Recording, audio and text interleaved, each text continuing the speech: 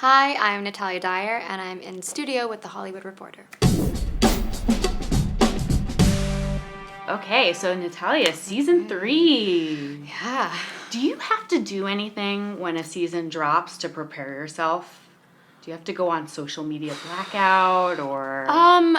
Yes, I think naturally I'm not super on top of social media for that reason, just in general. So yeah, I think I tend to back off a little bit, after, because there's a lot, and I'm an anxious person, so it's a little bit of anxiety for me. But of course, there's a lot of love from fans, from all over, which is incredible and amazing. But yeah, I think my tendency is to kind of just pull back a little bit because it can be a little intense. Yeah, I feel like all 3 seasons had very different kind of debuts because you had kind of a very secret debut for the first season. So Yeah, it was like what was that like? You I didn't mean, know what was going to happen, whether the yeah. show was going to be successful. No, we left season 1 when we wrapped. We looked at each other and it was like, it's one of those like goodbye, maybe forever. Like I hope, this was fun. I think it's good. You think it's good, but who knows when you put it out? Like, what the context is, how people react to it. You have no idea. So I think all of us weren't quite sure, and they didn't. The press around season 1 wasn't really there as much. It just kind of like happened, and then yeah, the reaction was just overwhelmingly nice, but overwhelming still. Yeah. It was surreal. Things started to pick up really quickly. What's the most surreal moment of the kind of out of control success of Stranger Things? Oh gosh, when you have like a Funko Pop doll of yourself is just bizarre. But yeah, people in general, just people. And I was living in New York. That's where I live now. But it was like the day it came out, somebody, you Nancy, and I'm just like, it just like, oh my God, really? And it's, ever since then, that's a thing. Yeah, there's a lot of surreal. I think your brain tries to adapt to it to make sense of it. And like, this is me now, but anytime I examine that whole situation, it's just a very bizarre, surreal world. Yeah. Well, let's talk a little bit about what happens to Nancy in season 3. Were you excited to find out that she was going into a career as an investigative reporter? Yes. Oh my gosh. Yes, it made so much sense. She was always intelligent and, smart, thinking girl. But this curious sensibility, this nose for finding the truth and finding it out and knowing, you see it in season 1, and then in season 2 they meet Murray, and I do think Murray is a bit of a weird mentor for Nancy in a way. Somebody who really has devoted themselves to finding out the truth and getting it out there, and I think it's a very natural progression for her in the normal world to explore that, the journalism, investigative journalism side of things. And what was it like to kind of have to dig into what Nancy has to go through? Because she's dealing with conflict on 3 fronts. She's got, a horrible crazy rat infestation mystery going. She's got, she's fighting with Jonathan, but she's also dealing with sexual discrimination, which I think is kind of, it's kind of a more serious topic for Stranger Things. It is. I don't think they approach it in a heavy-handed way. In fact, I think they put it in the show in a very matter of fact, just obvious. Of course, this is a thing that, it was happening then, it's still happening. But I think to see that in a show that is very fun and, there's a lot of fun elements and it's a fun thing to watch. I'm glad that they threw that in there and gave, Nancy this chance to push up against a different kind of conflict. And to really, because she's grown into a woman who's confident and she knows she's smart, but this is, it's like it's one of the first times that the world is kind of pushing back and being like, you know, but nobody's listening, but you're not, but you know, there's all this self-doubt that you really, I mean, you know, teenage girl, it's like you start to hit these walls that are placed, and you know, she's bumping into this, and you know, see things, she's so angry, and it spirals into this journey that, you know, I think helps her grow, felt very cathartic as well.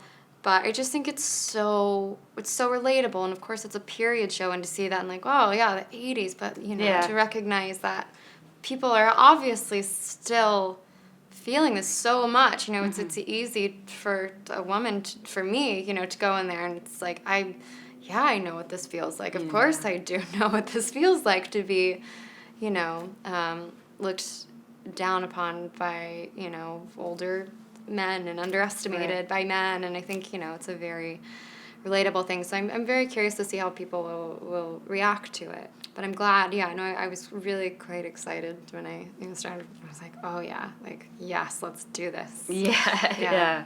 And you were able to really dig from a personal place to like be able to kind of because it's funny, make it effective. Because Nancy's also a bit like, she has this sense of self, but she's also, you know, in season 1, like, she's a bit of a pleaser, she's a bit of a good girl, she's, you know, so it's like fighting that, you know, presentational self versus, you know, what's really in there. And then there's a little bit of a casting Easter egg, because one of your tormentors is Jake Busey, who's Gary Busey's son. Yes.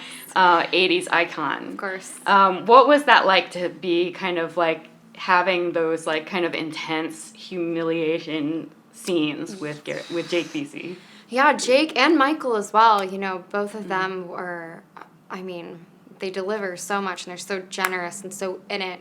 So they were incredible actors to work with, but they're also, you know, the nicest, funny, like, family guys, and really lovely. And of course, you know, you do an intense scene, then you break, and then you're you know, laughing, and they really kind of clear the air of bad energy, which I think is good. Nice. You know, when you're doing that kind of stuff, it's always nice to be with actors who have that no method levity. Actors on set. Right? No, with that I mean, no, please get out of town. And you have this really touching scene with your mother too, played by Cara Buono. Yeah. That was really intense. So it's really beautiful to see the two of you get to commiserate with each other while you're kind of going on these crazy sci-fi adventures. There's like this moment of truth between the two of you. Those are my favorite parts of this. I mean, of course, it's so fun to shoot these sci-fi adventure, fun action things. It's really fun, but I think what I love about this show is that there's these grounding scenes, or these real, where you're like, it's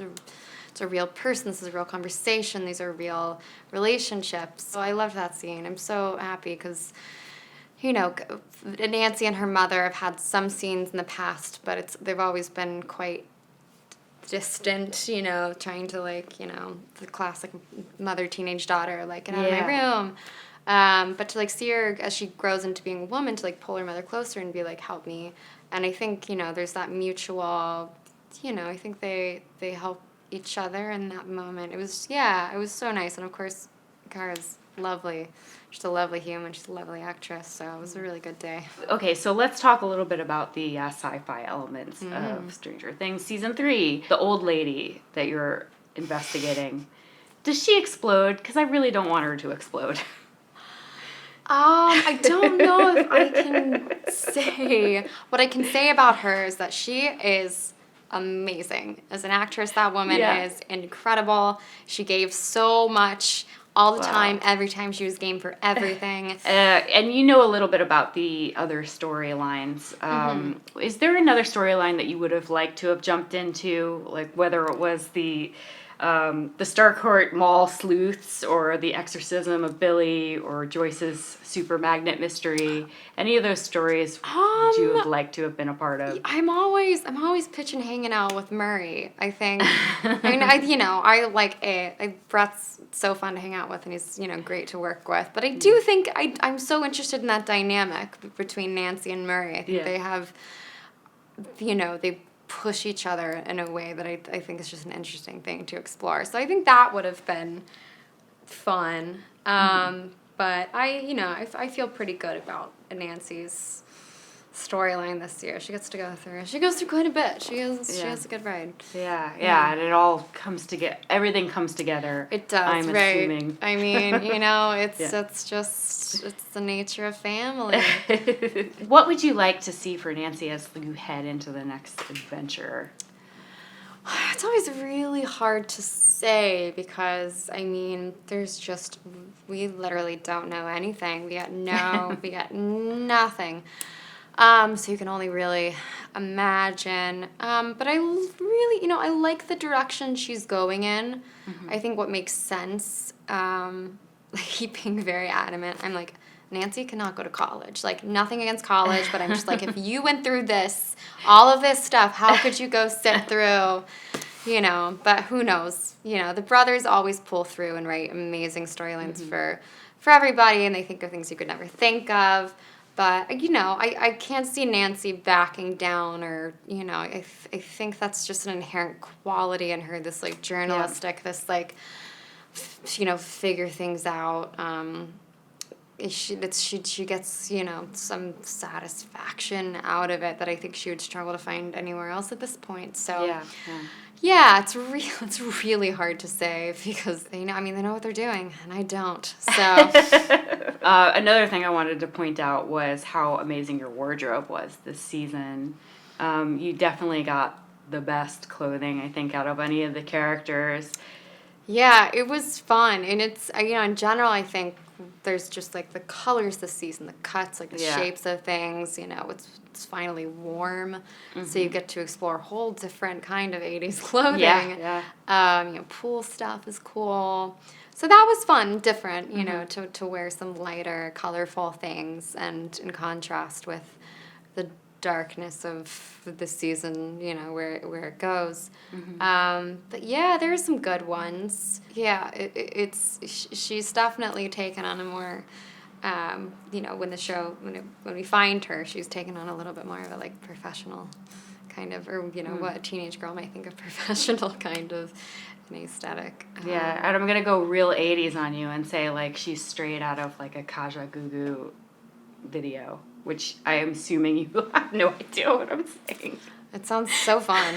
It does. Who teaches you about the 80s? Is there anybody who I mean, right. So my main reference is like my mother, of course, like because she loves the 80s.